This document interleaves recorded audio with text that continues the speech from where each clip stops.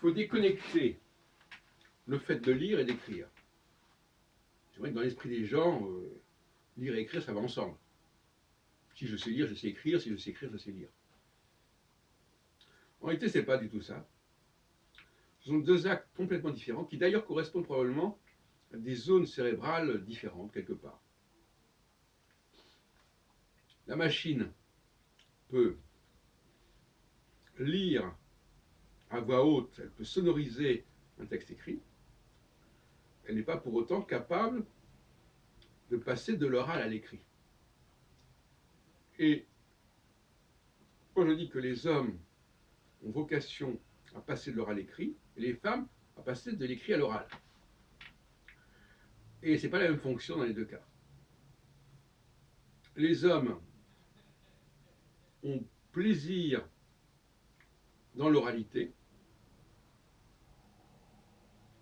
et c'est pour ça que les femmes ont intérêt à lire à voix haute, parce que toute la question est là, à voix haute, ou une partition, c'est aussi une lecture à voix haute, si on peut dire.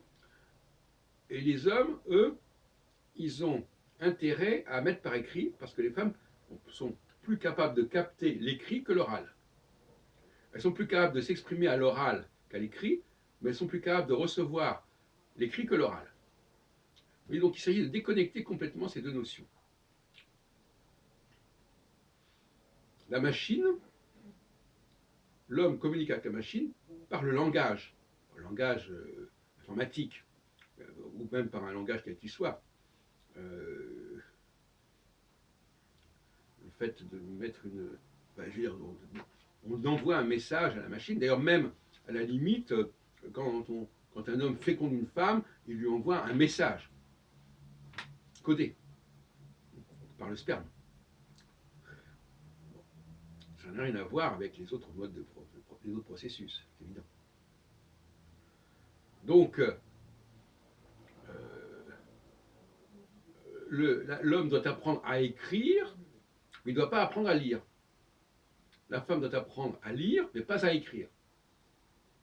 Ou si on préfère, l'homme investit beaucoup plus et doit investir beaucoup plus dans l'oralité et savoir passer de l'oralité à l'écrit.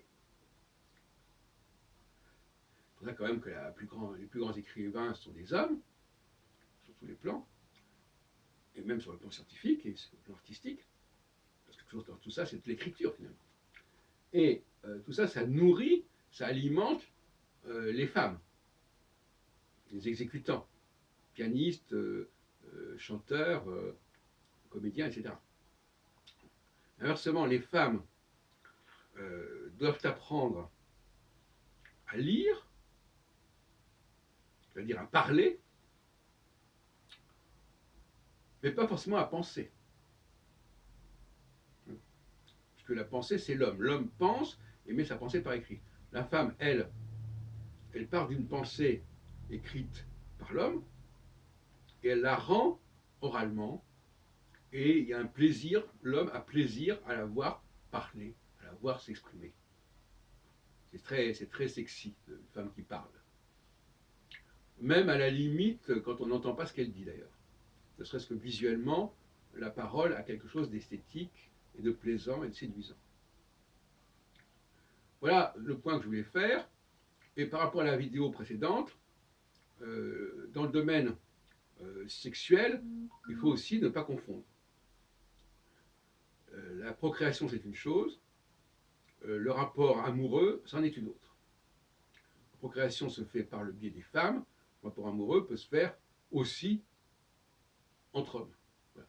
Je ne suis pas du tout homosexuel, mais je voudrais quand même clarifier les choses et je vous renvoie à l'autre vidéo.